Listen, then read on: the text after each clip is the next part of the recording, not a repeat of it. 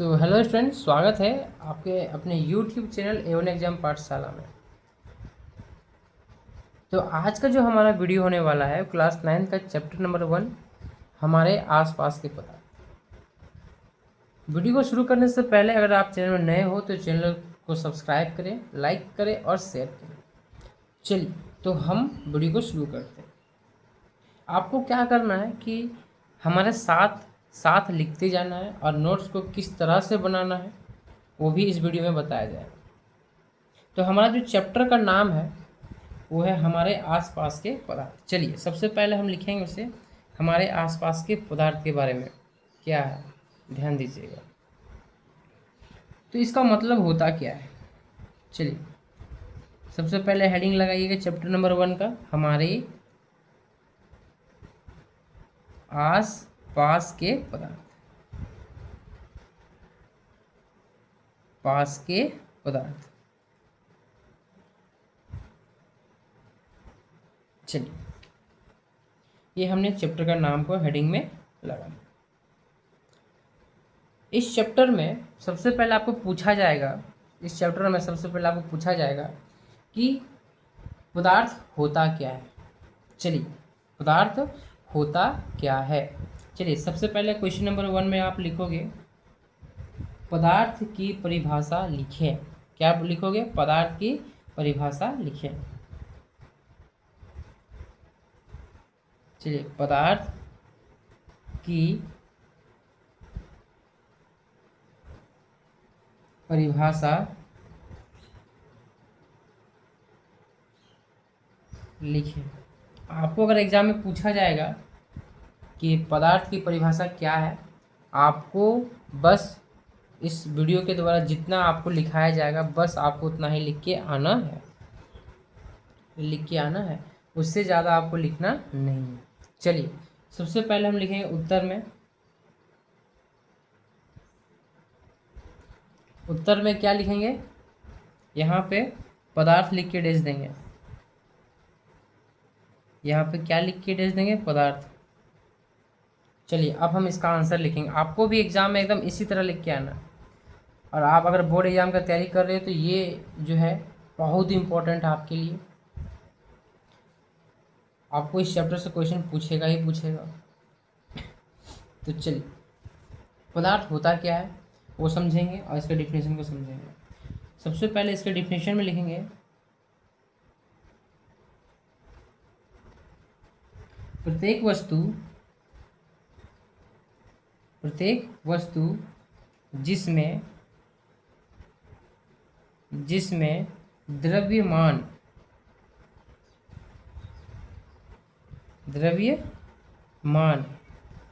हो, क्या हो? द्रव्यमान हो और जो स्थान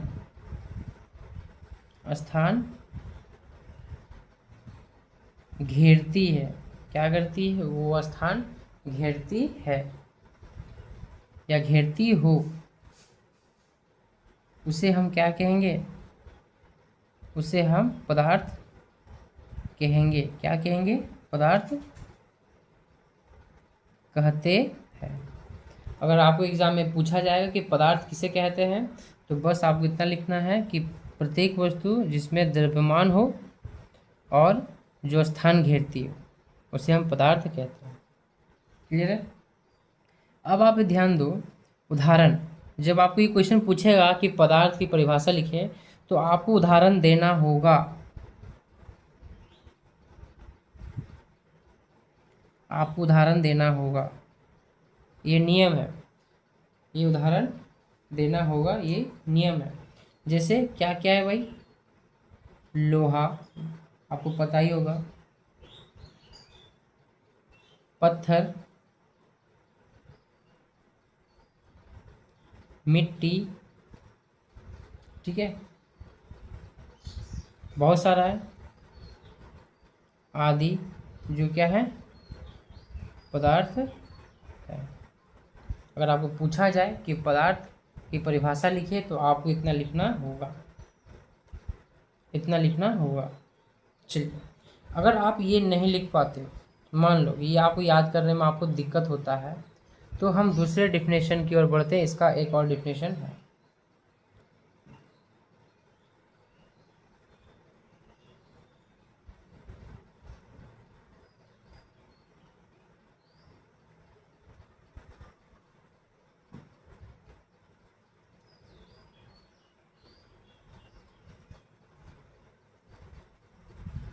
चलिए, अब हम कैसे लिखेंगे?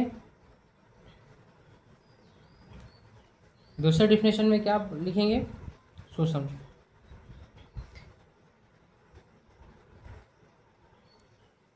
देखिए यहाँ पे लिखेंगे कि ब्रह्मांड का वह, क्या लिखेंगे, ब्रह्मांड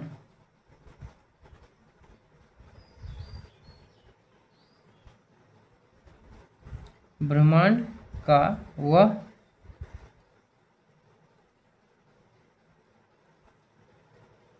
अवयव जिसमें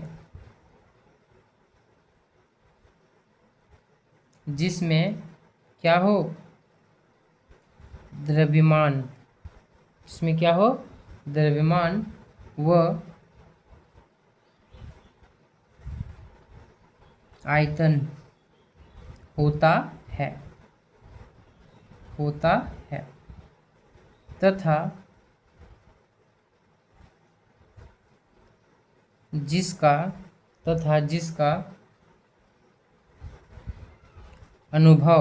जिसका अनुभव हम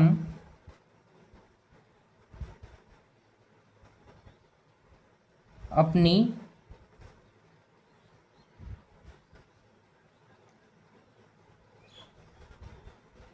ज्ञानेंद्रियों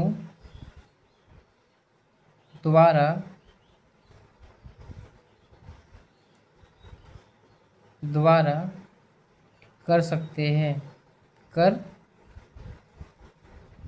सकते हैं, जिसे हम जान सकते हैं, उसे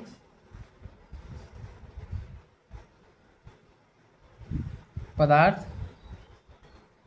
कहते हैं या कहलाता है, कहते हैं या कहलाता है।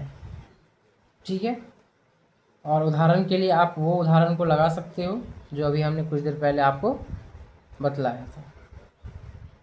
तो यहाँ भी आप क्या करोगे, उदाहरण लिखोगे और सेम उदाहरण को आप यहाँ पे अप्लाई कर दो। क्लियर है?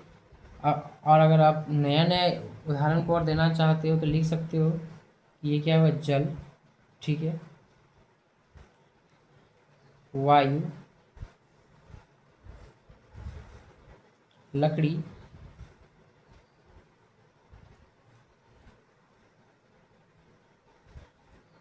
हीरा।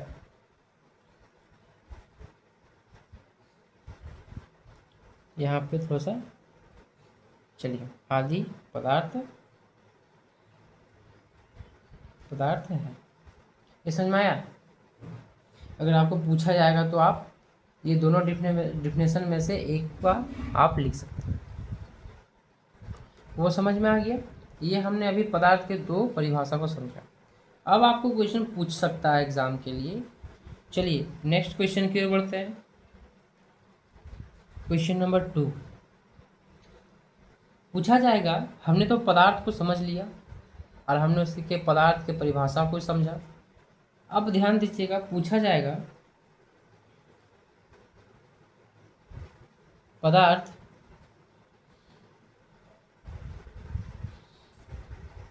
की अवस्थाएं, पदार्थ की अवस्थाएं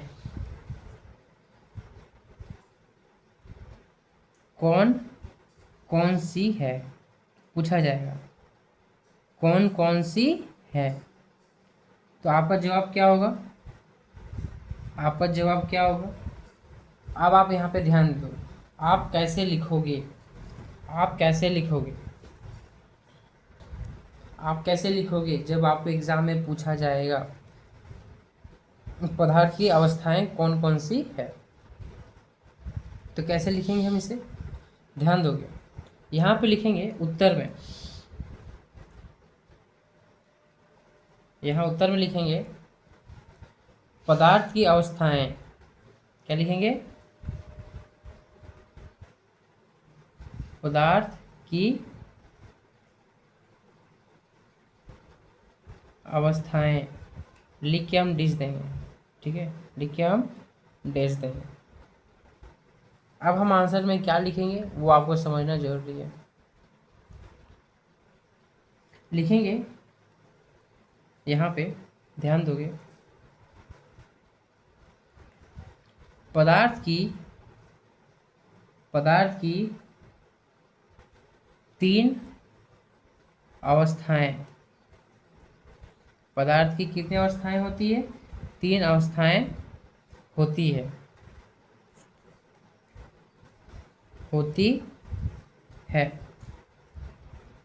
पहला में क्या होता है, पहला में होता है हमारा ठोस। क्या होता है, ठोस। फिर क्या होता है भाई, द्रव्य। क्या होता है, द्रव्य। और तीसरा में होता है हमारा गैस। क्या होता है, गैस। ये यहाँ तक समझ में आया। अगर आपको पूछा जाएगा कि पदार्थ की अवस्थाएं कौन कौन सी है तो कैसे लिखोगे, तो बताओगे कि पदार्थ की जो अवस्थाएं हैं वो क्या है, 3 होती है। पदार्थ की अवस्थाएं 3 होती है, जिसे हम ठोस, द्रव्य और गैस कहते हैं। क्या कहते हैं, ठोस, द्रव्य और गैस कहते हैं। चलिए अब हम बढ़ते हैं आगे। नेक्स्ट क्वेश्चन जो है आपको किस तरह से इस चैप्टर में पूछा जाएगा वो समझो।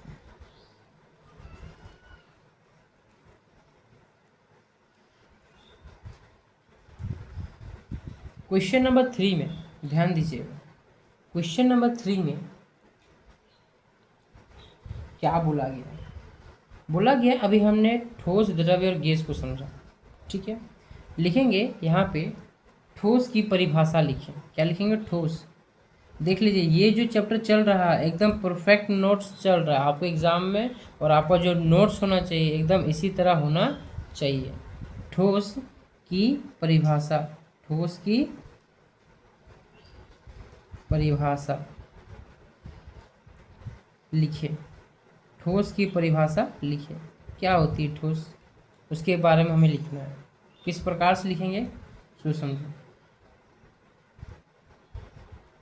उत्तर में हम क्या लिखेंगे, ठोस। क्या लिखेंगे, ठोस, लिख के डैश देंगे। ये यहाँ तक क्लियर है। चलिए अब हम ठोस का डिफिनेशन को लिखेंगे।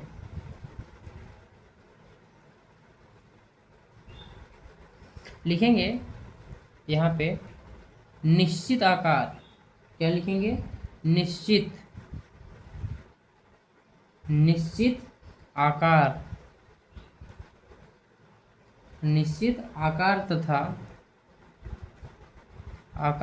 तथा आयतन, निश्चित आकार तथा आयतन वाले पदार्थ, आयतन वाले पदार्थ या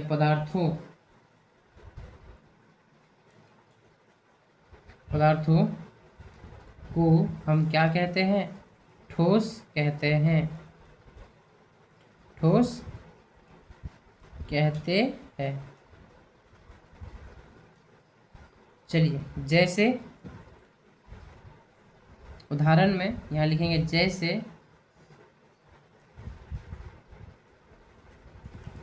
जैसे लकड़ी,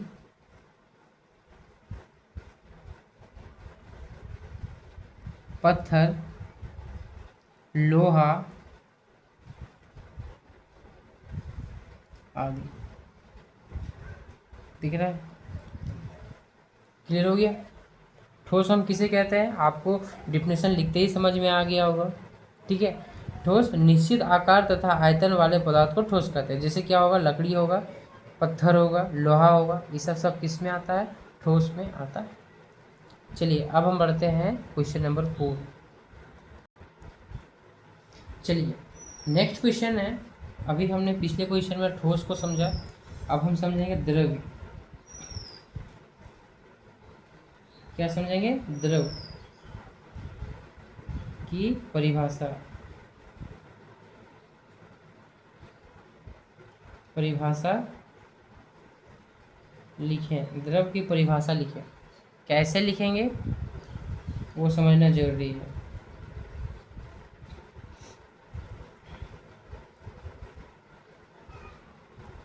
वो समझना जरूरी है।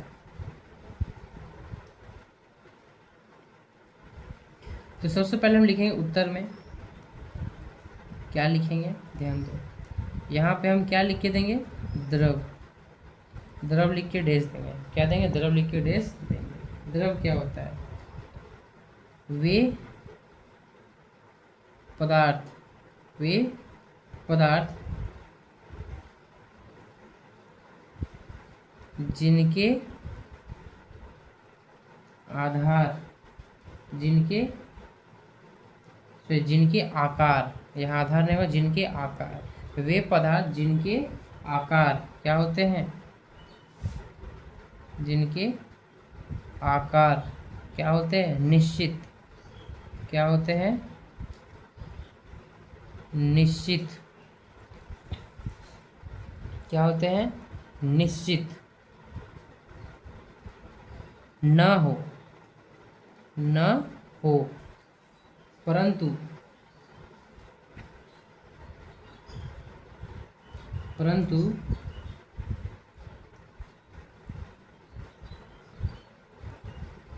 आयतन जो होगा हमारा वो क्या होगा?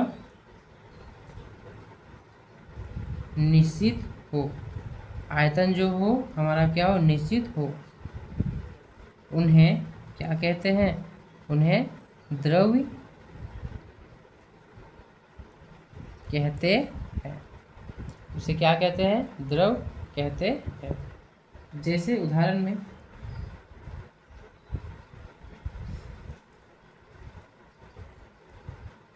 जैसे क्या क्या हो सकता है? हो सकता है हमारा तेल, ये मेरा क्या है? द्रव में तेल। फिर दूध, फिर पेट्रोल, फिर पारा लिख सकते हो आप। क्लियर है? अगर आपको पूछे तो ये आप इसका डेफिनेशन को लिख सकते हो।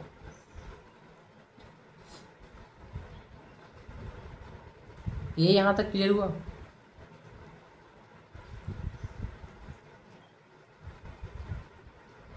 क्वेश्चन नंबर 4 क्लियर हो चुका है। अब हम बात करेंगे क्वेश्चन नंबर 5 में, जो क्या है? गैस। क्या है? गैस। सबसे पहले हम गैस का परिभाषा को लिखेंगे। क्वेश्चन नंबर 5, ध्यान दो। क्वेश्चन नंबर 5 क्या होता है? पूछा गया है कि गैस की परिभाषा, गैस की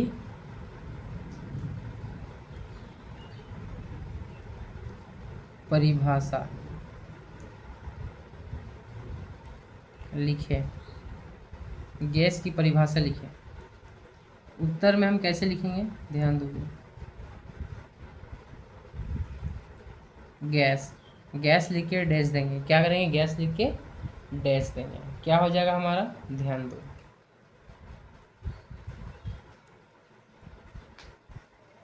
गैस का डिफिनेशन में या इसका आंसर में हम क्या लिखेंगे? ध्यान दोगे। वे पदार्थ, वे पदार्थ जिनके आकार, जिनके आकार तथा आयतन, तथा आयतन, आकार तथा आयतन दोनों निश्चित नहीं होते हैं। दोनों निश्चित जो होगा वो नहीं होगा। निश्चित नहीं होते, नहीं होते। उन्हें उन्हें हम क्या कहेंगे? गैस कहते हैं। उन्हें हम क्या कहते हैं? गैस कहते हैं। जैसे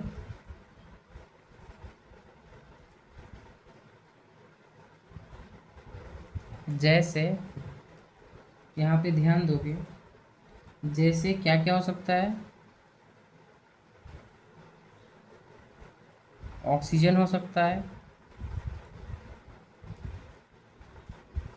कार्बन हो सकता है, कार्बन डाइऑक्साइड लिखो इसको, कार्बन डाइऑक्साइड लिखो,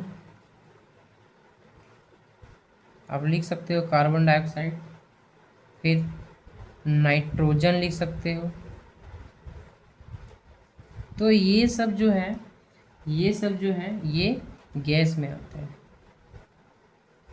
किस में आते हैं? गैस में आते हैं। तो अगर आपको गैस का परिभाषा पूछे तो आप लिखोगे वे पदार्थ जिनके आकार तथा आयतन दोनों निश्चित नहीं होता है उन्हें गैस कहते हैं। क्लियर है? चलिए अब हम बढ़ते हैं नेक्स्ट क्वेश्चन की ओर। चलिए क्वेश्चन नंबर 6 में क्या बोला गया है, चलिए साथ ही लिखेंगे और अच्छे से समझने का कोशिश करेंगे कि क्वेश्चन नंबर 6 में क्या बोला गया है। क्वेश्चन नंबर 6 में बोला गया है, ध्यान दोगे, विसरण किसे कहते हैं? विसरण किसे कहते हैं? तो पूछा जाएगा तो आप कैसे इसका उत्तर दोगे वो समझो, कैसे हम उसका उत्तर देंगे।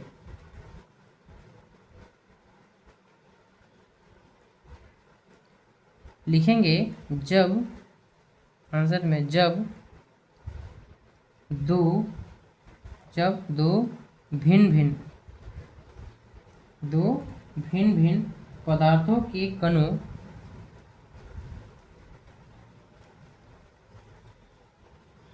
पदार्थों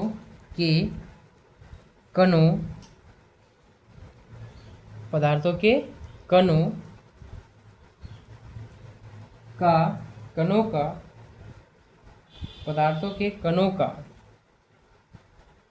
स्वतः मतलब खुद से मिलना ही क्या कहलाता है? विसरण कहलाता है। विसरण कहलाता है। अगर आपको पूछे कि विसरण क्या है तो आप ये लिखोगे। क्या लिखोगे? ये लिखोगे। चलिए ये यहाँ तक 6 क्वेश्चन तक आपको समझ में आ गया होगा और आपको किस प्रकार से नोट्स बनाना है वो भी आपको समझ में आ रहा होगा। चलिए अगर आपको पूछा जाए कि प्रसरण किसे कहते हैं, दिख रहा है? इसी का चलेगा क्वेश्चन 6 में। अभी हमने क्या सीखा? विसरण। अब हम क्या समझेंगे? प्रसरण क्या होता है। क्वेश्चन नंबर 7 में क्या बोला गया, ध्यान दोगे। प्रसरण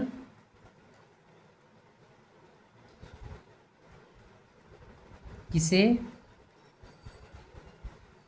कहते हैं? उत्तर में क्या लिखेंगे भाई? उत्तर में क्या लिखेंगे? ध्यान दोगे। लिखेंगे प्रसरण वह प्रक्रिया है।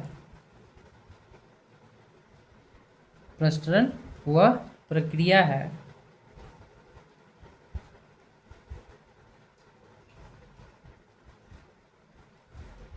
जिसमें किसी द्रव्य के कण, जिसमें क्या होगा? किसी द्रव्य के कण किसी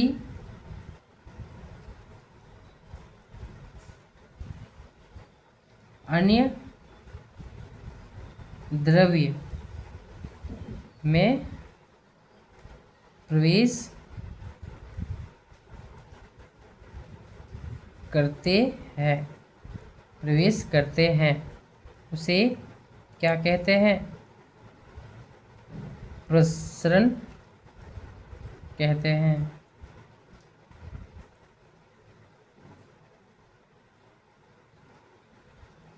प्रसरण कहते हैं। अगर आपको पूछा जाएगा कि प्रसरण क्या है तो आपको ये लिखना है। क्या करना है? आपको ये लिखना है।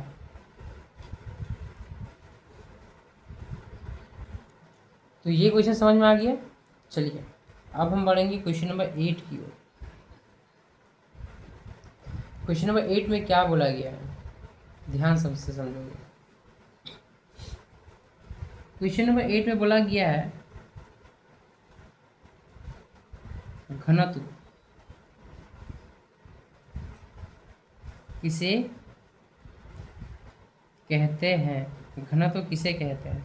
अगर आपको पूछा जाए कि घनत्व किसे कहते हैं तो क्या बताओगे? क्या बताओगे घनत्व किसे कहते हैं? तो लिखोगे यहाँ पे, लिखोगे कि किसी वस्तु के इकाई, किसी वस्तु के इकाई आयतन, वस्तु के इकाई आयतन के द्रव्यमान को क्या कहते हैं? घनत्व कहते हैं। जैसे हम बोल सकते हैं जो घनत्व का जो फॉर्मूला होता है, घनत्व का जो फॉर्मूला होता है वो क्या होता है? द्रव्यमान बटा आयतन। द्रव्यमान बटा क्या होता है? आयतन होता है। जब भी आपको पूछे कि घनत्व क्या होता है तो क्या बोलोगे? घनत्व किससे कहते हैं? किसी वस्तु में या किसी वस्तु के इकाई आयतन के द्रव्यमान को घनत्व कहते हैं। ठीक है, इकाई आयतन जो होगा उसका, उसे हम क्या कहेंगे? घनत्व कहेंगे। और घनत्व का फॉर्मूला होता है द्रव्यमान बटा आयतन। द्रव्यमान बटा आयतन होता है। तो वो क्वेश्चन जो आपको समझ में आ गया होगा। अब हम क्वेश्चन नंबर 9 में ध्यान दोगे। क्वेश्चन नंबर 9 में क्या बोला गया है, ध्यान से देखोगे। ये जो क्वेश्चन है, इससे क्वेश्चंस हर बार और अच्छी तरीके से पूछा जाता है, तो आपको इसे नज़रअंदाज नहीं करना, इसे भूलना नहीं है। क्वेश्चन क्या है? संपीड्यता क्या है? संपीड्यता किसे कहते हैं? किसे कहते हैं? अगर आपको पूछा जाएगा तो आप उत्तर में क्या लिखोगे? क्या लिखोगे? चलिए सबसे पहले आप यहाँ पे डैश दोगे। संपीड्यता लिख के डैश दोगे। इसका मतलब क्या होता है? इसका मतलब क्या होता है? लिखोगे,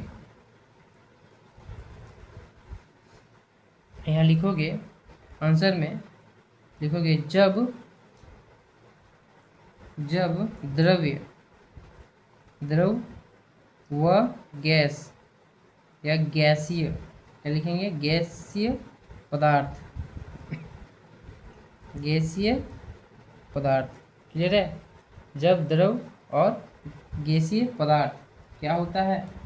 ये पदार्थों कर दो। पदार्थों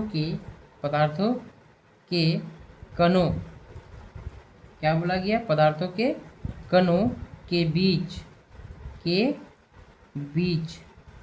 बीच काफ़ी जो होता है, काफ़ी रिक्त स्थान होता है। रिक्त स्थान होता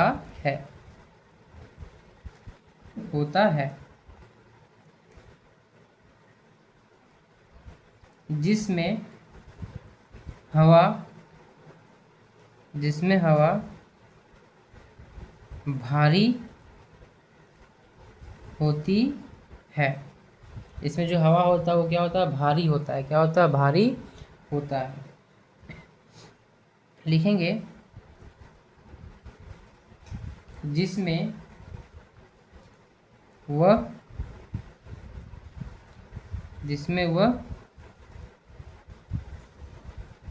दबाए जा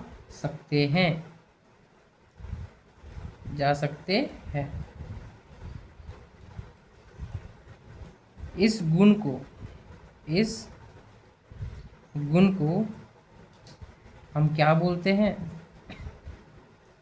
संपीड्यता कहते हैं। इसमें क्या होता है, इसमें होता है कि द्रव व गैस पदार्थों के कणों के बीच में काफ़ी रिक्त स्थान होता है। सही बात है, जिसमें हवा भरी होती है, जिसे हम दबाए जा सकते हैं। इस गुण को संपीड्यता कहते हैं। अगर आपको ऐसा पूछे तो आप बस इतना लिखोगे, आपको नंबर मिल जाएगा। ठीक है, चलिए अब हम बढ़ते हैं नेक्स्ट क्वेश्चन की ओर। उसको हम अच्छा से कोशिश करेंगे कि आपको हम समझाएं, और समझाने के साथ साथ ही हमने बहुत सारे अभी क्वेश्चंस को देखा है, और जिस तरह से हमने इस क्वेश्चंस को कराया जा रहा है इस चैनल के अंदर में, और उसी प्रकार से आपको क्या करना है, आपको नोट्स को तैयार करना है। ठीक है, चलिए बढ़ते हैं नेक्स्ट क्वेश्चन की ओर। चलिए क्वेश्चन नंबर 10 में ध्यान दीजिएगा। क्वेश्चन नंबर 10 में क्या बोला गया है, क्वेश्चन नंबर 10 में बोला गया है कि पदार्थ के कणों की क्या विशेषताएं हैं। अगर आपको पूछेगा, क्या पूछेगा क्वेश्चन में, पदार्थ के कणों की क्या विशेषताएं हैं।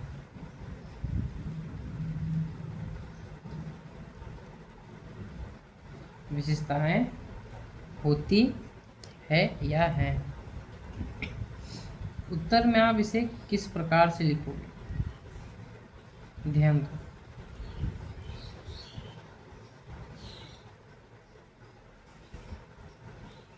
यहाँ पे हम जब आंसर लिखेंगे तो किस प्रकार से लिखेंगे, सोच समझो। लिखेंगे पदार्थ के कणों की विशेषताएं। क्या लिखेंगे, कणों की विशेषताएं, पदार्थ की कणों की विशेषताएं। लिख के हम डैश देंगे, लिख के क्या करेंगे, डैश देंगे। अब आप यहाँ पे ध्यान दें, इसके आंसर में हम क्या लिखेंगे, सबसे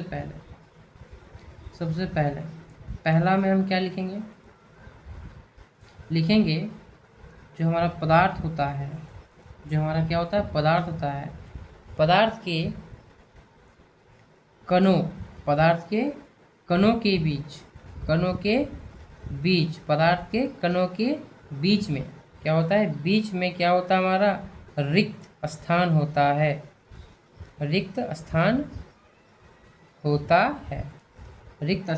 है। अगर आपको पूछे पदार्थ की विशेषताओं के बारे में तो आप सबसे पहले बताओगे पदार्थ के जो कण होते हैं उसके बीच में रिक्त स्थान होता है। यहाँ तक क्लियर हो गया। दूसरा में क्या होता है, पदार्थ के कण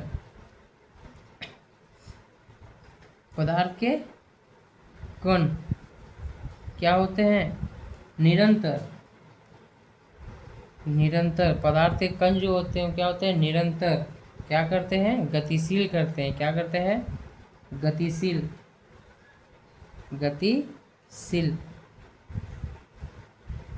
होते हैं। अगर पूछा जाए कि पदार्थ के कण क्या होते हैं, गतिशील होते हैं। यहाँ तक क्लियर हो गया। अब हम थर्ड में आते हैं। क्वेश्चन नंबर 3 में क्या बोला गया है, पदार्थ के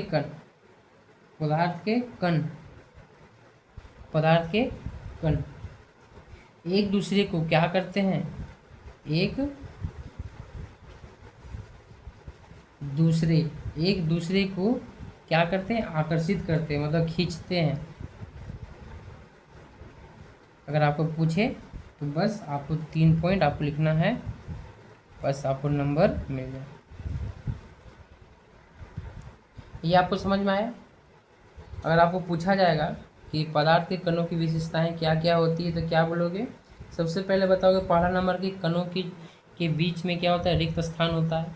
दूसरा, पदार्थ के जो कण होते हैं वो निरंतर गतिशील करता है। फिर बताओगे पदार्थ के कण एक दूसरे को क्या करते हैं, आकर्षित करते हैं।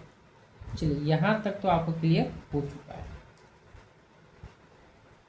अब बढ़ते हैं नेक्स्ट क्वेश्चन की ओर। आपको पूछा जाएगा क्वेश्चन नंबर 11 में कि ठोस के 5 गुणधर्म लिखें, तो कैसे लिखोगे आप? क्या पूछा जाएगा क्वेश्चन नंबर 11 में? क्या पूछा जाएगा, ध्यान दो। पूछा जाएगा ठोस के 5 गुणधर्म लिखें। ठोस के 5 गुणधर्म लिखें। कैसे लिखेंगे वो समझिए। आप यहाँ पे लिखो ठोसों के गुणधर्म। ठोसों के गुणधर्म। ठोसों के गुणधर्म क्या क्या है?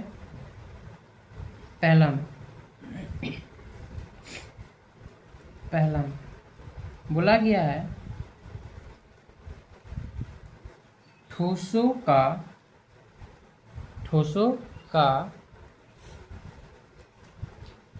जो हमारा निश्चित होता है, क्या निश्चित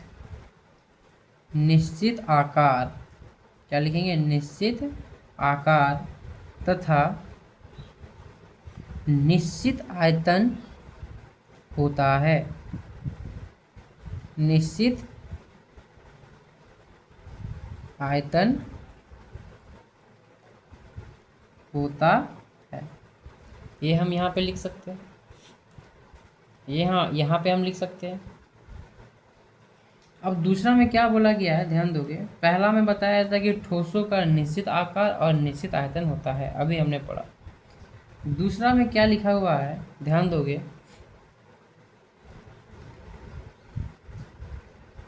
ठोसों को अधिक दबाया नहीं जा सकता है।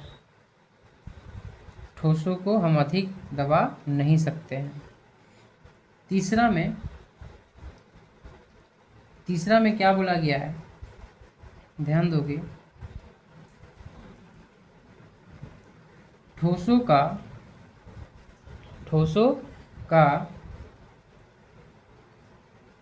उच्च घनत्व होता है। उच्च घनत्व होता है। वे भारी होते हैं। वे क्या होते हैं, भारी होते हैं। चौथा में क्या बोला गया है, ध्यान दोगे। आपको इसी प्रकार से आपको एग्जाम में लिख के आना है भाई। ठोस अपने बर्तन या बर्तन को पूर्णतया नहीं भरते हैं। पूर्णतः नहीं भरते हैं। पांचवा में ठोस बहते नहीं है। ठोस जो होता है वो बहता नहीं है। ठीक है, ये आपको समझ में आया।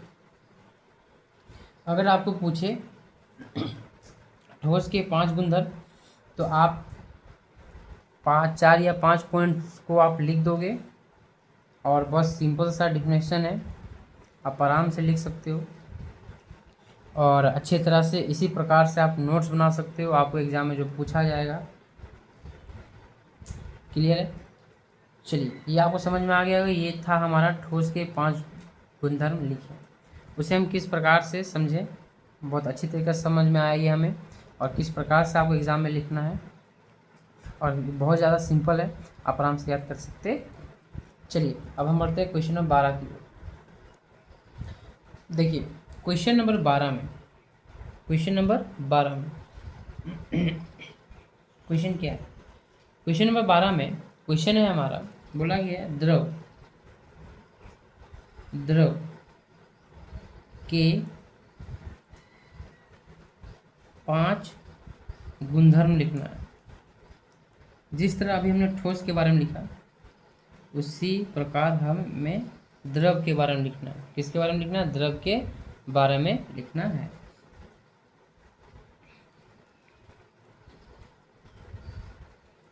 तो चलिए, बिना देर किए इस क्वेश्चन का जो डिफिनेशन है किस प्रकार से होना चाहिए वो समझो। लिखेंगे, द्रवों के गुणधर्म, लिख के आपको क्या करना है? डैश देना है। अब इसके आंसर को समझो।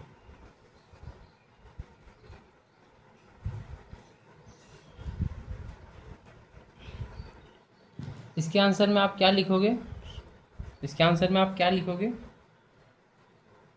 फर्स्ट में लिखोगे, फर्स्ट में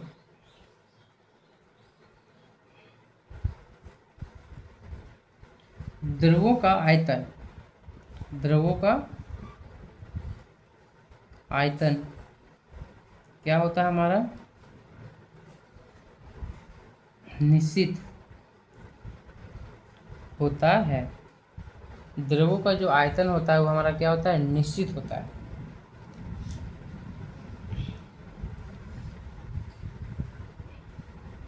परंतु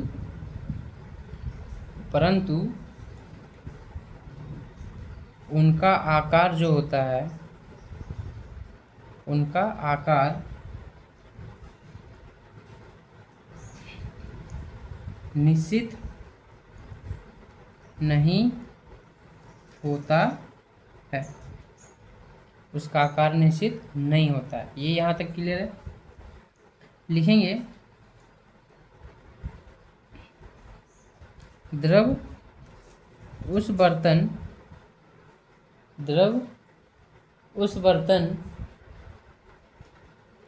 उस बर्तन का आकार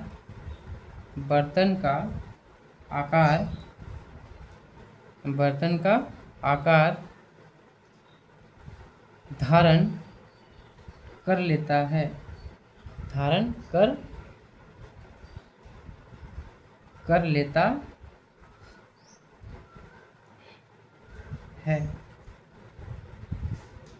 जिसमें या जिनमें उन्हें रखा जाता है। जब हम गैस को किसी बर्तन में रख देंगे वो उसी का आकार ले लेता है। इसका कहने का मतलब।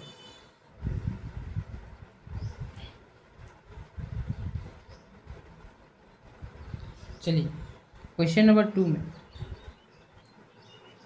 बोला गया है ठोसों, क्या बोला गया है? ठोसों की भांति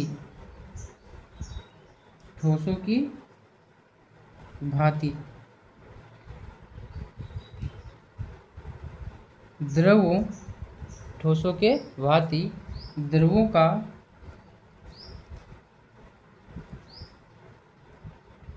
या द्रवों को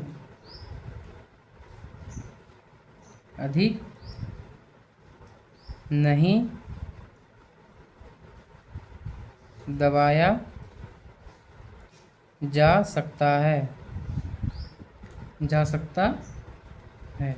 इसे हम ठोसों के जैसा अधिक दबा नहीं सकते। तीसरा में क्या बोला गया है, ध्यान दोगे, बोला गया है द्रवों के औसत से उच्च घनत्व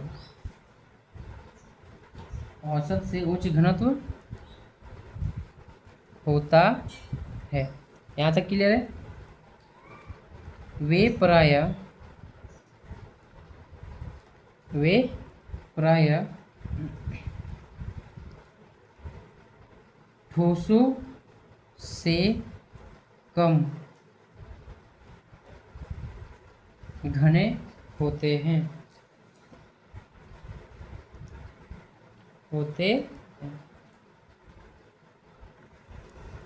क्या बोला गया क्वेश्चन नंबर 3 में, द्रवों के औसत से उच्च घनत्व होता है। भाई इसका जो घनत्व होता है उच्च होता है। वे प्रायः ठोसों से कम घने होते हैं। ये क्या होता है, जो ठोस होता है उससे कम घना होता। चलिए अब हम बात करेंगे 4। 3 तक तो हमने समझ लिया, 4 के बारे में समझेंगे।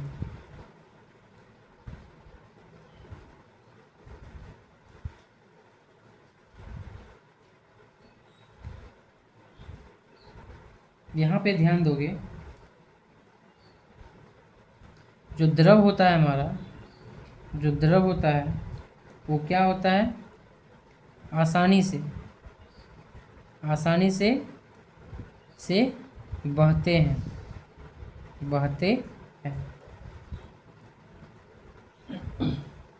देखिए ये क्वेश्चंस आपको समझ में आ गया। आज हमने इस वीडियो में 12 क्वेश्चंस हमने कंप्लीट किया, वो भी अच्छी तरीके से। और हमने ये भी समझा कि ये नोट्स को कैसे बनाना है और किस तरह से एग्ज़ाम में लिख के आपको आना है। ठीक है, आज की इस वीडियो में बस इतना ही। और अगर आप चैनल में नए हो तो चैनल को सब्सक्राइब करें, लाइक करें, शेयर करें और कमेंट करना ना भूलें। नेक्स्ट वीडियो में हम क्या करेंगे कि आज हमने क्वेश्चन नंबर 12 तक हमने कंप्लीट किया। नेक्स्ट वीडियो में हम इसके आगे के क्वेश्चंस को कंप्लीट करेंगे। आज के लिए बस इतना ही, मिलते हैं नेक्स्ट वीडियो में।